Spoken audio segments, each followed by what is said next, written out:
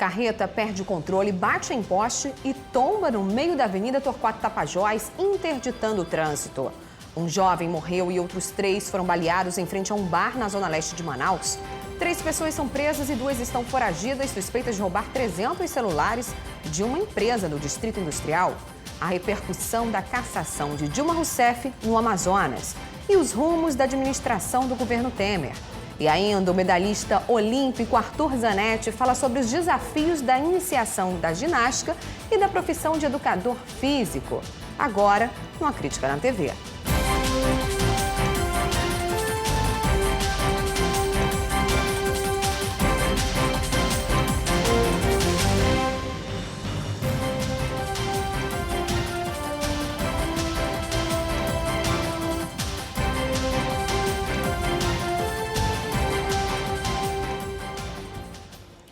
Boa noite.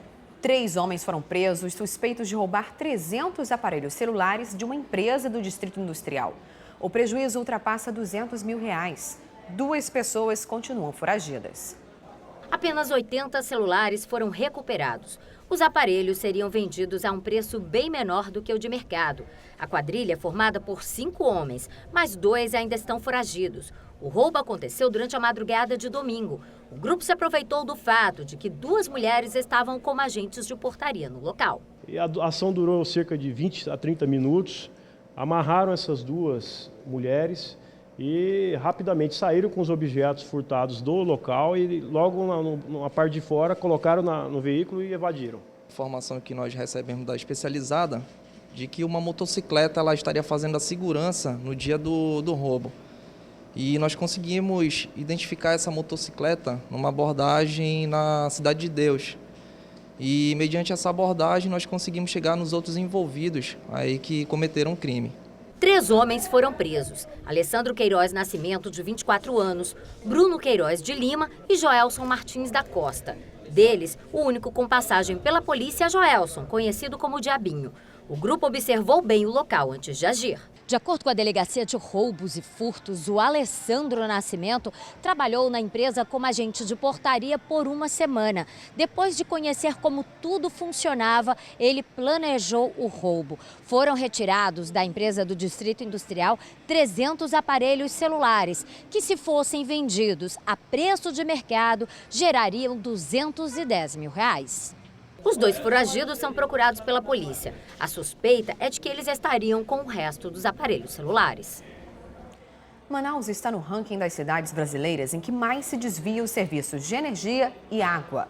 Somente no mês de agosto, as fraudes chegaram a quase R$1 milhão em prejuízos. Esse tipo de crime tem chamado a atenção das autoridades. E a polícia e as concessionárias investigam a participação de funcionários das empresas em ligações clandestinas. Essas imagens são da empresa que recicla plásticos no Armando Mendes, zona leste de Manaus, onde a Delegacia de Combate a Furtos de Serviços detectou, juntamente com técnicos da Eletrobras e peritos do Instituto de Criminalística, o desvio de energia, que era feito do contador principal para as máquinas da indústria. As equipes chegaram ao local depois de desconfiar do valor da conta de luz que era pago todo mês. A concessionária de energia nos havia trazido uma denúncia que uma indústria de reciclagem estaria pagando cerca de R$300 de conta de energia, o que, por certo, isso é um consumo residencial. Essa é a segunda fraude em menos de uma semana constatada pela polícia. A cada operação, as ligações clandestinas estão cada vez mais difíceis para serem encontradas, como essa aqui, no bairro Santa Etelvina, na Zona Norte.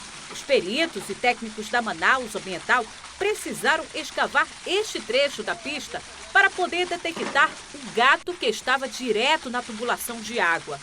Pela maneira como o serviço foi feito, a polícia começou a investigar a participação de funcionários das concessionárias. Somente uma equipe com um maquinário próprio, especializado, conseguiria fazer aquele tipo de fraude. Estamos junto com os departamentos de controle interno das concessionárias, tentando identificar quem seriam esses maus funcionários para responsabilizá-los criminalmente. Por conta da quantidade de furtos, Manaus ainda é a capital brasileira que mais desvia água e luz em todo o país. Dados da delegacia especializada que combate esse tipo de crime revelam que somente no mês de agosto as concessionárias de energia e água tiveram prejuízos de aproximadamente R$1 milhão. E isso sem contar os gatos que não são identificados. A punição para este tipo de crime é de 2 a 8 anos de reclusão ou pagamento de fiança, como ocorreu com o empresário da fábrica de reciclagem. Após o flagrante, pagou R$2.000 e vai responder o processo em liberdade. A polícia prendeu o último integrante de uma organização criminosa que furtava veículos na cidade. Ele e mais 6 pessoas da mesma família faziam parte do esquema. No dia 11 de agosto, uma S10 preta foi roubada. O responsável por essa ocorrência foi o Wanderson Torres de Miranda. Só que ele não era o único que trabalhava nesse ramo de roubo de veículos, não.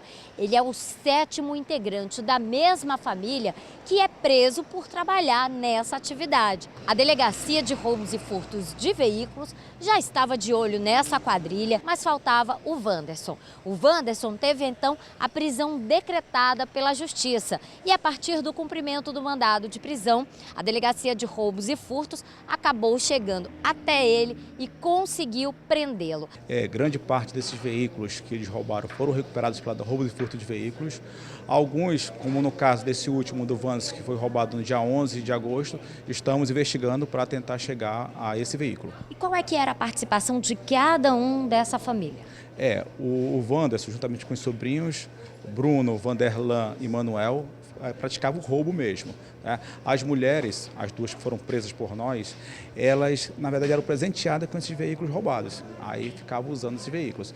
E o Francinei, além de roubar, também é envolvido com tráfico de drogas. Essas mulheres que usavam esses carros acabam sendo enquadradas por receptação, assim como também quem compra esses veículos roubados. A S10, por exemplo, a estimativa é que ela tenha sido vendida por cerca de R$10 mil, um valor muito abaixo do mercado. Então, quem compra também é responsável pelo crime. No caso do Wanderson, ele vai responder por roubo majorado. Agora, no fim da tarde, o motorista de uma carreta perdeu o controle do veículo e o container da carga acabou batendo em um poste na Avenida Torquato Tapajós. Com o acidente, pelo menos 3 bairros estão sem energia elétrica e o trânsito ficou bloqueado na via. Quem tem mais detalhes ao vivo é a repórter Larissa Santiago. Boa noite, Larissa. Como é que está a situação por aí nesse momento? Oi, Amanda, boa noite para você, meu boa noite super especial para você de casa que está ligadinho aqui na programação do A Crítica na TV.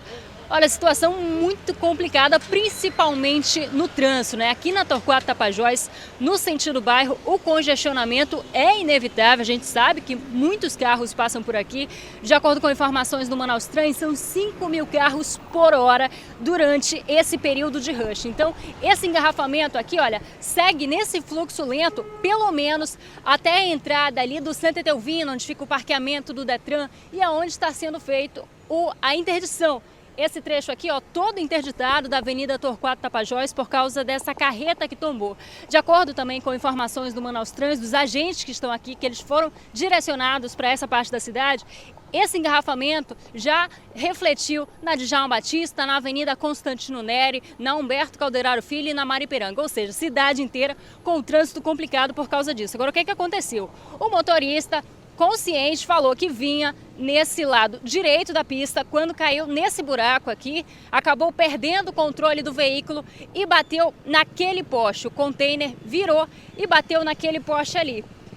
E por causa disso, o trânsito ficou muito complicado e essa rede aqui é de alta tensão, inclusive.